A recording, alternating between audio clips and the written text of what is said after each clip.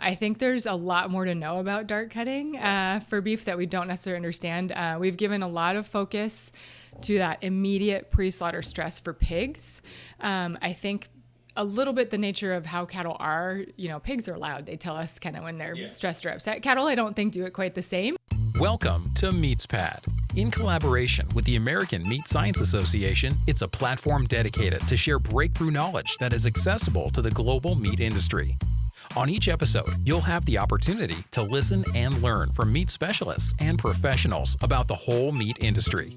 This podcast is brought to you by the U.S. Meat Export Federation, U.S. Pork, Ultrasource, equipment and supplies for the meat and food industry, Viscofan collagen casings, the best alternative to animal gut casings for a better taste and sustainable sausage making, EFA, slaughter and meat processing tools. Hello, meat folks. Welcome back to the MeatsPad podcast. It's your humble host, Phil Bass, here with a former colleague of mine from graduate school way back when. Well, not for you, but way back when from Colorado State, Dr. Lily Edwards-Callaway, who is currently at Colorado State University. Yes. Thank you for having me, and thank you for calling me old. Not you, just me.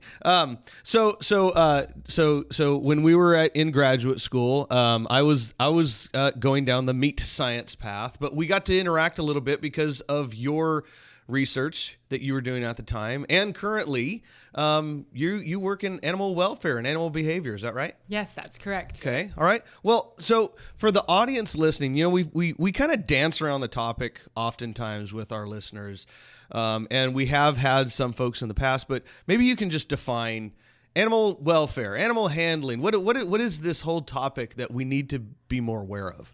So I'll start, and you'll probably have to cut me off because there's so many different things to say about what animal welfare is or isn't. And I think everybody really wants a definition of animal welfare. And I think there's probably not one definition, but I think generally when people talk about it, it's talking about, the quality of life of an animal, the mental and physical well-being of the animal, and all the different things that kind of influence that. I think when we talk about good welfare, the things that you probably hear about are nutrition, health, no pain, no fear and distress, being able to perform behaviors that are important to that animal. So it's multifaceted, it's complex. If you kind of promote one part, you might trade off and the other component isn't as great. And so I think sometimes it's a struggle because it's definitely value driven. There's science to it, but sometimes you got to make some choices as well. Yeah, and I really appreciate your background too, because it's not just that, and we'll get into your background a little bit more, but it's not just, I like what you said. It's not just one thing or the other, and we have to find that happy balance because we have to continue to move forward in society, for that matter. But finding that balance between what's right for the animal, which is always very important. We have to keep that in mind because it's the right thing to do, and oftentimes it's the law too, which that coincides nicely in that particular case. But it also leads to benefits from a meat quality standpoint. I mean, this is MeatsPad. We talk about meat, and so let's think just a little bit of what is it that we can benefit from better animal behavior understanding, and especially at the packing house phase. Yeah, so I think the easiest kind of example to think about when we think about welfare and kind of quality or end product value is bruising, because to me that's a direct impact on the animal is going to have a direct impact on something on that carcass. I think the tricky thing with bruising is that we don't see it until it's over, and so kind of getting in the mindset that, oh, hey, that handling facility isn't great because every time those animals move through there, they just slam into that gate. I think we need to connect the dots backwards a little bit more than we probably do. But I mean, a bruise that can be from a human interacting with an animal, it can be from a facility interacting with an animal, and it can be from animals interacting with each other, right?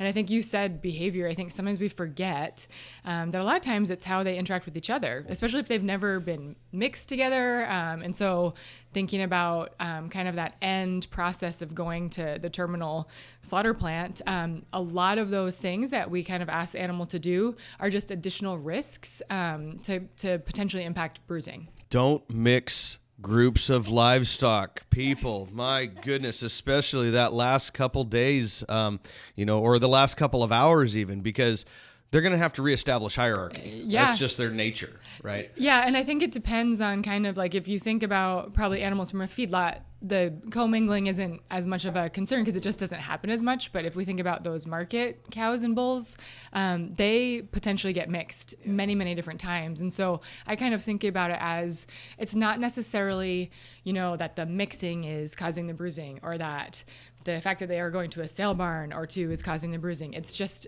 it's adding more potential opportunities for risk to the system.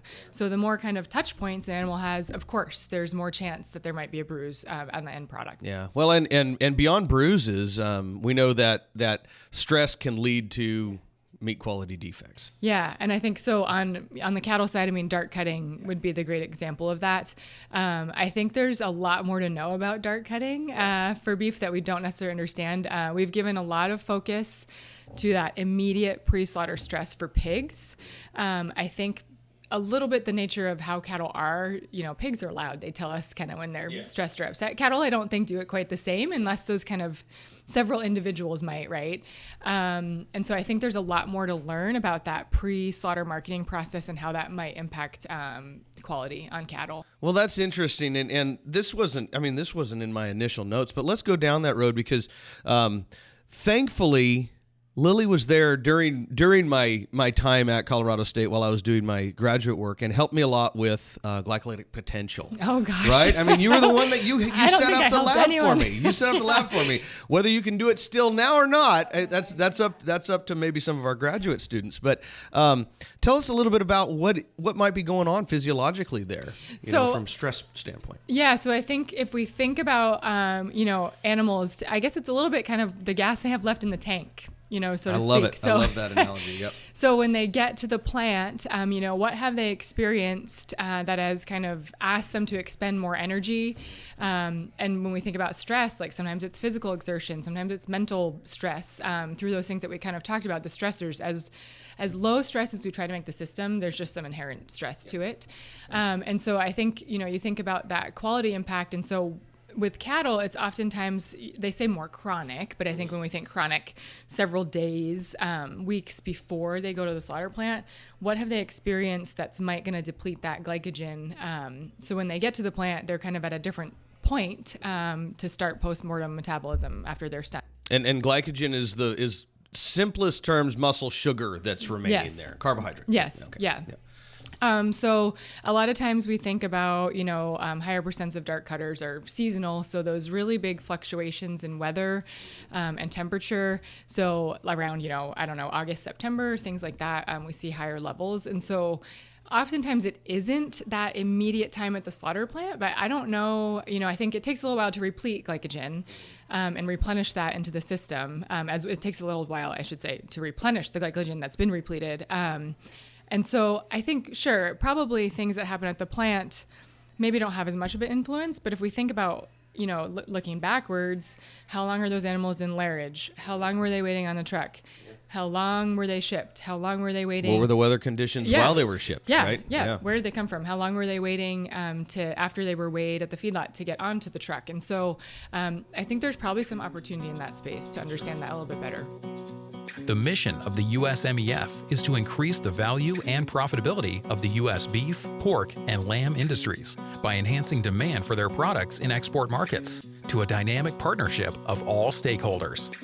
Simply put, USMEF is putting U.S. meat on the world's table. Absolutely. Well, and that could be a whole nother discussion on another day.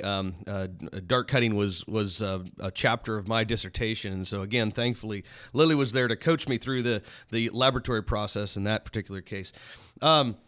So let's talk a little bit about how can we monitor animal handling and animal welfare, and I guess more so from a plant specific perspective, but maybe even up the chain. Okay.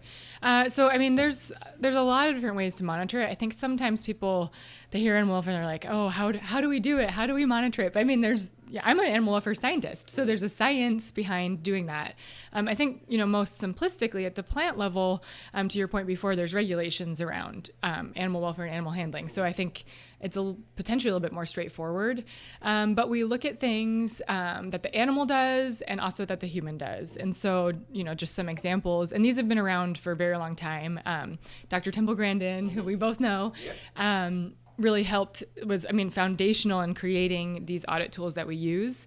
And so we look at things like animal vocalization. And so it's not just, the cows chatting to the other cows in the pens. it's that kind of bellow vocalizing in response to a handling event or bumping into a facility, a sharp edge or something like that. So we look at vocalization, electric prod use, falling. So if, a human is pushing an animal or moving an animal too fast, it might fall. If the flooring's not good, it might fall. And then there's quite a few metrics around stunning and insensibility and making sure that process is done correctly. And then there's other things, like water access. So at a plant, that's required. So that's audited. Trust but verify. Right, exactly. Yeah. And then there's a whole bunch of secondary items. I think in the animal welfare space, we try to look at the animal-based outcomes. Those are things about the animal. Sometimes that's hard, and there's a lot of resource-based things, so things about the environment that might change the risk to the animal that are sometimes easier to capture, and so there's sometimes a lot of those that we might look at, like training records, for example. Yeah. Well, and document, trust but verify. I like that. I like that little bit of the catchphrase that you mentioned there. And there are a number of auditing organizations out there, right? So PACO, the Professional Animal Auditor Certification Organization. How about that? I practiced that 5 times this morning. No, I'm just kidding.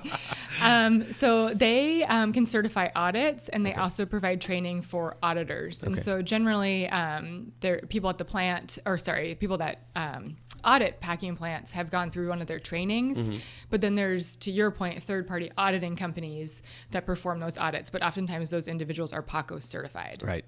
So, and this is just a really good point for our listeners out there for these all size plants, that this is yet another spot that we can measure, and if you don't measure it, you can't manage it, and so this is a measure that we can take. Yeah, and I think the thing that sometimes people get overwhelmed by, so the large plants, have a lot of people that help perform those audits, and they perform a lot of them. A smaller plant, I don't think the expectation is ever to do it all the time, every shift, every day, but maybe weekly would be a great way to kind of integrate that into your system. And so I think there's some, they're the same audit criteria, but kind of simpler ways to approach how you integrate doing the audits into a system that's just smaller. Sure. Yeah. Well, and I'm sure we can get folks in touch if you go to info@meatspad.com. We can connect you with auditors if that's a question. We connect you with all kinds of other experts in the area. Speaking of experts, Lily, what does the future hold for animal welfare, animal handling research? Have we figured it all out? No, we have not figured it all out yet, Phil. No. Why don't you come back? You can do a postdoc with me. How about that? Okay, since I'm not doing anything. We'll do glycolytic potential all day long. Yeah. No. So I guess there's a huge future, right? It's growing. It's really growing. There's a couple papers that I like to use in presentations because it shows just that trajectory of just publications in the space, right? And that's not really the only metric we can look at. I think the interest from undergrads, especially ones in the meat science space, I've found that, it's sometimes hard for me to find students because it's like, yes, let's go to slaughter plants and measure animal welfare. And so it sounds almost like an oxymoron, which it's not. But I do think meat scientists appreciate that kind of combination because they understand the meat process and the production of food. So I think, and if you think about the animal welfare space, there's so many different topics within animal welfare, and it's quite, specialized. So different universities, for example, Iowa State, there's a lot more pigs there than there are at Colorado State. So they do wonderful research across species, but, I don't do a lot of pig research. So CSU, we do a lot of work with cattle, quite a bit of work with dairy as well. Another area that I think is really growing is that interface between humans and animals. And so I think, although we all know and appreciate the importance, and I think the impact that a human can have on an animal, we haven't necessarily always looked at the vice versa, animal on human, especially in agriculture. And so, yeah. Wow. Oh yeah, it was sitting there the whole time. I just rocked the MeatsPad. Yeah. Yeah. No, so we've been doing a lot more work in that space, which I think is exciting. That's very exciting. So, okay, so you just mentioned a number of things, and I want you to tell us a little bit about your background. But I'll mention Dr. Grandin now, and I've heard her say a number of times, she used to try to fix everything with equipment, and that's only half the challenge. You have to have the human interaction. You have to have well-trained people who understand animals, and maybe it's the other direction as well, which is kind of a cool topic, which I'd love to come back and learn more about that from you. But tell us a little bit about your background, because I would say it was a slightly different path you took. Yeah. Right? To get to where you are right now. Just say it's weird. It's weird, Phil. Aren't we all just a little, though? We're all a little weird. That's why we're friends. Yeah, it is a little different. So I'm from Rhode Island. Yeah. Yeah. Who is from Rhode Island? Only like 10 people. No. And I probably know them all. No. I grew up in the Northeast, so zero ag, interaction for when I was little. I went to college, small liberal arts, thinking I was going to be a doctor, and I took those physics classes, and I was like, oh, I guess the only thing you can do with science, which I don't like because I don't like physics, is be a doctor, and I can't do it anymore, which is silly, right? So I kind of finished up my degree, foreign language major, did some different things, and then I was like, as corny as it sounds, I like animals, I like science, like what could I do in that space? Didn't really want to be a veterinarian. And so I got a master's in animal science, but it was in Rhode Island. So animals, there are a lot of fish there. So it was in kind of a fisheries and pre-vet department, worked with zoo animals. Primates, right? Yeah. Yep. And applicable to the work I did was applicable to livestock. It just happened to be, working in zoos. And my advisor had been like, have you ever heard of Dr. Temple Grandin? And I actually, at that time, I had not. So I read one of her books and I was like, wow, she's amazing. So I remember calling her from a landline. Everyone knows what You're those dating are. yourself now. You already did it. You started out the podcast. I called her, to see if she had any spots. And I remember calling her on a weekend and I was like, oh, she's not going to answer. But Temple totally answered. Oh, yeah. And I interviewed at Colorado State. She took me to a sale barn, which I had never been to before. I sat on my hands because I didn't want to buy anything by mistake, inadvertently raised my hand. And I guess a little bit, the rest is history. So I came to Colorado State, and got my PhD there, pre-slaughter stress in pigs. So I'd never been to a packing plant in my life. And so the first time I was like, I guess what, 26 years old. And I actually loved it. I love going to the packing plant. Yeah. Yeah. Well, and then you spent some time in industry as well, yeah, right? Not I did. just academics. Yeah. So I was on faculty at Kansas State for a little bit, and then I had the opportunity to come back to Colorado and work for JBS and oversaw their welfare programs. And I learned a ton. So I spent a lot of time in slaughter plants. You are correct. What an enormous change. Wow. How cool is that? So, well, I really appreciate this. I know that we can go off on a number of different topics, and let's keep those for the future. But let's stay in touch. I'm really interested about this human interaction thing, and it sounds like that's still kind of a new area. So maybe we'll come back to that one at some time. Yeah, that would be great because there's a lot more coming in that space. Awesome. Well, thank you so much, Lily. It was great to see you. Thanks, Phil. Yeah.